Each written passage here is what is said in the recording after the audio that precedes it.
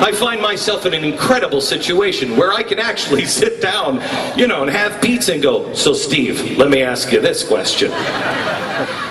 I've begun to assemble a team of advisors to talk to me about finance and foreign policy and education and defense and social issues and energy and health care.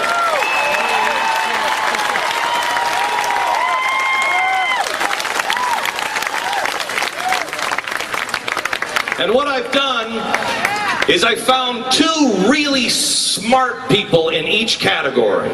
Two really they've had all kinds of experience. And then I've coupled them with one rebel. One radical. I hear that's popular to be a radical now. But these radicals are not the kind of radicals that are wearing the Che t-shirts. These radicals are the ones wearing the Jefferson t-shirts.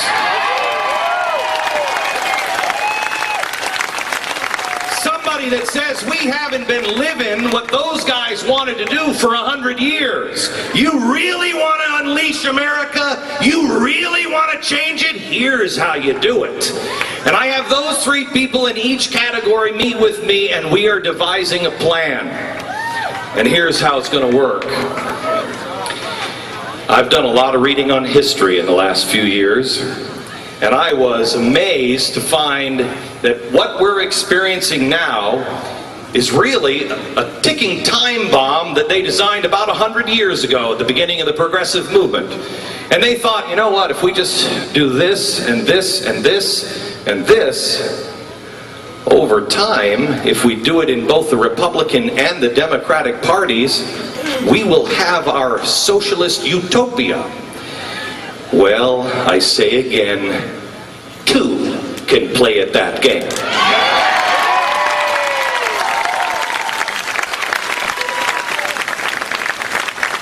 I am drafting plans now to bring us back to an America that our founders would understand. Our libertarian friends, they never win elections because they always stand up and say, you know what, I'm going to take the oath of office on Tuesday, and on Wednesday I'm abolishing the IRS, and on Thursday I'm bringing all of our troops home from around the world. And honestly, it can't be done. It has been done for 100 years. 100 years of laying this foundation. Some of the stupid stuff we could do on Tuesday afternoon. Hey, let's skip the parade this year. I'm cleaning up some of the stupid stuff.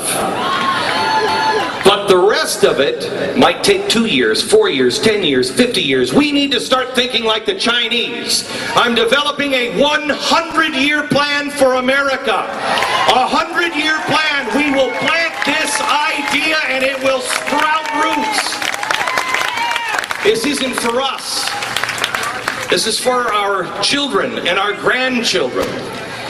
Ronald Reagan said, if I may paraphrase him, most people spend their whole lives wondering if they made a difference in the world. Let me tell you something.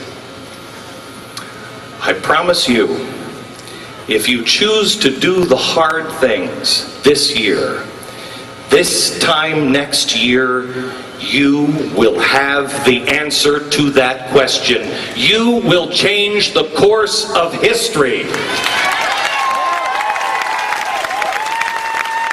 So here's what we're doing. This is the beginning. Next year, I've divided the country up into 7 separate regions. And I'm having conventions around the country. They're education conventions. You're going to get up early on a Saturday morning and you're going to go to bed late.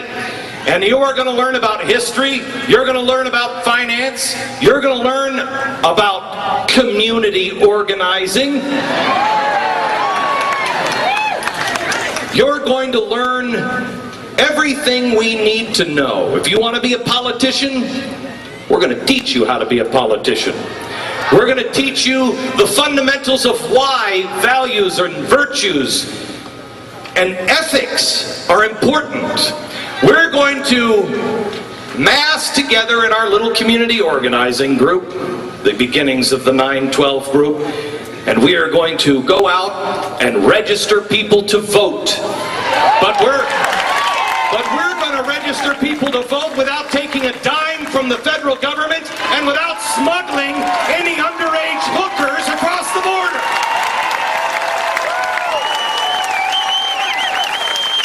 Because I say again, two can play at this game.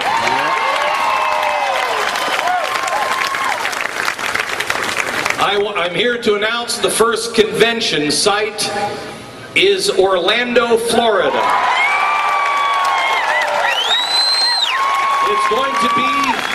It will be on March 27th at UCF Arena.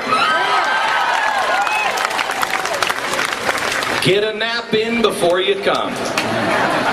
The other regions, is anybody from outside of Florida here? God bless you. The other regions, up at glenbeck.com today, we have partnered with a company called Eventful, and you can actually go and vote for what city you want it to be in, because quite honestly, I don't think I need to spend much time in Manhattan. So you'll be able to vote for your region so we can come to yours, because we're going to do 7 of these is the initial thought. And then, come August 28th, I would like you to make your plans now to join me at the feet of Abraham Lincoln in Washington, D.C. Now, I will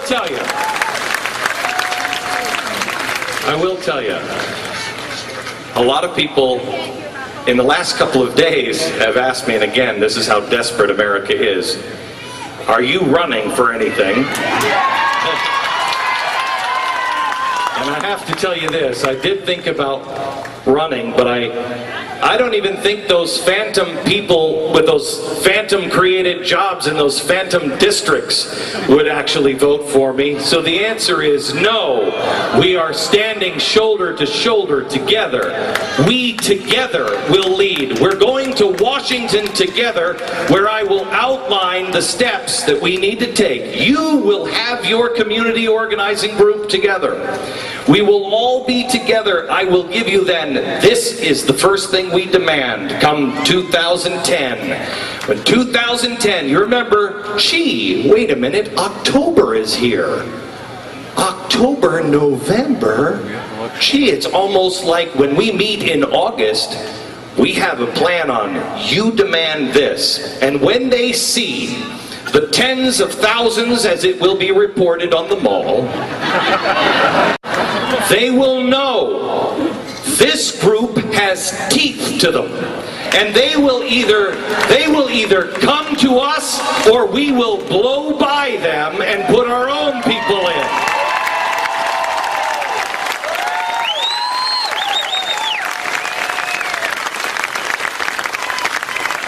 People have said to me, I have read it over and over and over again, if there's a third party, if Glenn keeps speaking out and says bad things about the Republicans, if he says bad things about the two-party system, why, well, that just might destroy the Republicans or the Democrats or the two-party system.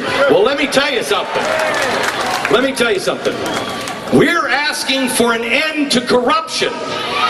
If demanding sanity with spending, if demanding that we fight to win every war we get into, if asking and demanding that we hold people accountable, that people who break the law or don't pay their taxes go to jail, not the Capitol. If demanding that we call terrorists by their name terrorists, and if we demand that people stop calling Tea Party goers terrorists, angry mobs, but rather what they are, concerned citizens,